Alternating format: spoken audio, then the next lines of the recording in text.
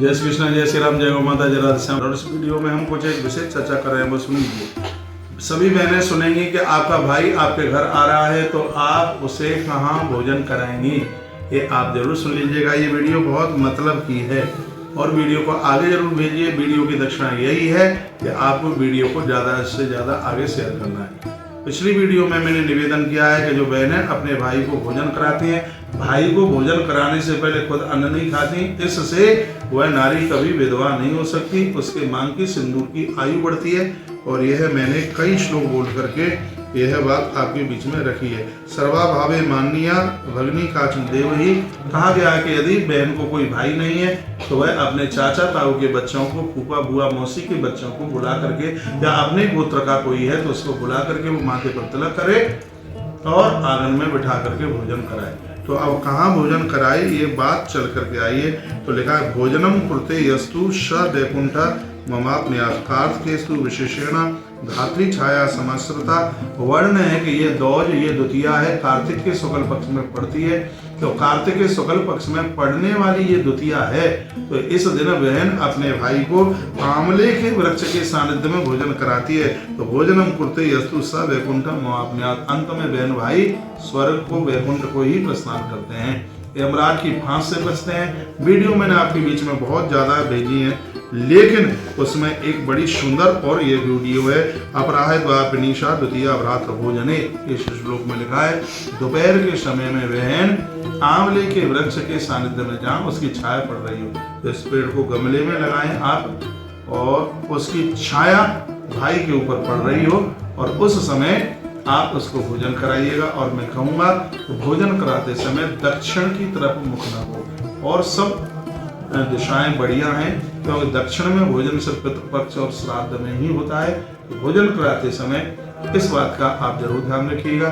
जिस समय आप भोजन करा रही है तो उस समय उनको आसन बिछाइए, पटा आगे रखिए और पट्टे के ऊपर ही थाली को रखिए। अब यहाँ तो सब यह भी वर्णन किया गया है पात्र कैसे होने चाहिए। अब इसमें तो ये लिखा है कि सोने के बर्तनों में माता यमुना ने अपने भाई को भोजन कराया। अब सोने के बर्तन न हो तो पीले बर्तन तो जरूर हो। पीला, पीतल पीले में ही आती है, तो आप पीले पात्रों में जिनका रंग पीला है, ये कांच वांच तो यूज मत कीजिए, तो बहुत ज़्यादा बढ़िया होगा। और जो बात मैं कहने के लिए यहाँ पर बैठा हूँ वो बहुत विशेष बात है। वो ये जितनी भी बहनें मुझे सुन पा रही हैं बहुत ध्यान से सुने। भाई को भोजन कराते समय लास्ट में उसको एक आंवला का फल जरूर खाने के लिए दीजिए, मीठा आंवला दीजिए, जिससे आपके भाई के संपूर्ण कष्टों की निवृत्ति हो जाएगी। ये आंवले की इतनी बड़ी महिमा इस ग्रंथ में लिखी गई है। कहा गया है कि ब्राह्मणान भोजन पश्चात सा सक्ताश दक्षिणा। आप ब्राह्मण को भी कार्तिक में भोजन कराते हैं, उसे आप दक्षिणा देते हैं, लेकिन दक्षिणा के साथ उसको भोजन में आंवला जरूर दीजिए। जितनी भी बहनें मुझे सुन पा रही हैं ये बात आपको पता ही नहीं होगा। ये ग्रंथ मेरे पास में है, ये इसमें से बोल रहा हूँ, स्कंद पुराण में से बोल रहा हूँ। इसमें वर्णन किया गया है कार्तिकेतु विशेषेण धात्री छाया समाश्रिता।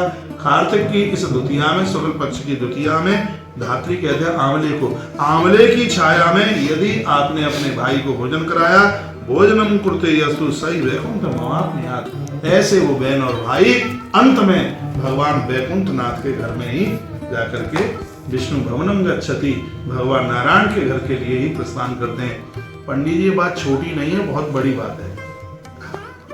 कौन सी तरफ, कौन सी दिशा में मुख करके भोजन करें, तो ये इतनी बड़ी बात कही गई। भोजनम कुरुते यस्तु सही वैकुंठ ममाप्नुयात्। यदि इस हिसाब से बहन ने भोजन कराओ। देखो पिछले वीडियो में मैंने ये भी कहा है कि जिसको भाई किसी भी प्रकार से आ नहीं पा रहा, पंडित जी ये कथा में तो इसमें इतनी बढ़िया बात कही, कहा कि मृत्यु लोक के जितने राजा हैं उनको ये चाहिए कि व्यक्ति ने कितना भी बड़ा जुल्म क्यों नहीं किया हो, यम द्वितीया को उसको जेल से मुक्त कर देना चाहिए। इसलिए क्योंकि वो अपनी बहन के घर जा करके अपना टीका करा सके और बहन के आंगन में बैठ करके भोजन कर सके।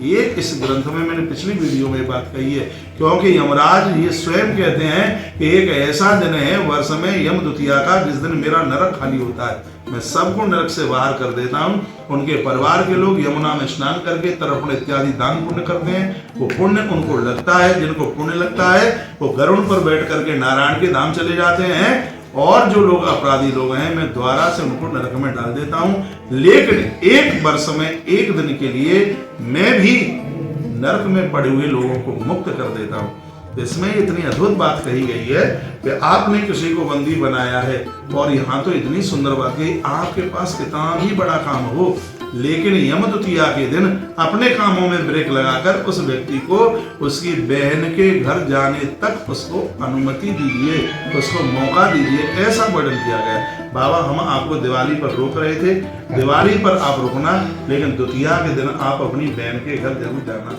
क्योंकि इसमें यमराज ने यह आदेश दिया है। यमराज ने कहा है कि तुम्हारे कितने भी काम फैले हुए हैं, लेकिन यम द्वितीया के दिन, भाई दूज के दिन, आपके आसपास रहने वाले लोगों को उन्हें आप उनकी बहन के घर तक जाने के लिए मौका दीजिए। ये कथा मेरे हृदय को छू गई है, मुझे बहुत आनंद हुआ है। सभी बहनों ने, भाइयों ने इस कथा को शास्त्र के अनुसार सुना है। बहुत बहुत धन्यवाद है आपके लिए। अगली वीडियो में मैं आपको बस एक वीडियो और भेज रहा हूँ। वो वीडियो ये है कि भाई दूज के समय पर भाई के भाल पर तिलक करने का टाइमिंग्स क्या है, उसका मुहूर्त क्या है, कथा सुनने का टाइमिंग्स क्या है, फटाफट उसको भी आप सुन लीजिएगा। और बहुत आनंद हो रहा है। और तपोवन न्यूज यूट्यूब चैनल पर ये भाई दूज के टाइम को, समय को आप सुन पाएंगे। बहुत बहुत धन्यवाद। यदि वीडियो में कुछ भी अच्छा आपको लगा है तो वीडियो को आगे जरूर भेजिए, जिससे और भी भक्त लोग इससे लाभान्वित हो सके। मैसेज में जरूर लिख करके भेजिए वीडियो कैसी लगी है। ये सब चीजें बड़ी मेहनत के साथ में होती हैं। भाई दूज की ये वीडियो आपके पास तक पहुंचाने के लिए मैंने स्पेशल आश्रम से बच्चे को बुलाकर ये ग्रंथ बुलाया। तो मैंने तो इतने दिनों में कथा कही, तो ये पता लग गया कि कौन सी कथा कौन से ग्रंथ में। मैंने स्कंद पुराण बुलाया, और स्कंद पुराण से ही ये सब वीडियो मैंने आपके बीच में भाई द्वितीया को लेकर के भेजी है, और आपने सुना है। आपका बहुत बहुत धन्यवाद। वीडियो की दक्षिणा तो बस यही है, पंडित जी कथा कहें तो पंडित जी कथा तो की दक्षिणा तो देनी ही पड़ेगी। तो बस इसकी दक्षिणा इतनी सी है कि आप इस वीडियो को आगे भेजें, जिससे और भी बहन भाई लाभान्वित हो सकें। अपना ध्यान रखिए। ईश्वर से मैं आपकी शुभता के लिए ही कामना करता हूँ। जय श्री कृष्ण, जय श्री राम, जय गौ माता, जय राधे श्याम। हर हर महादेव, हर हर महादेव।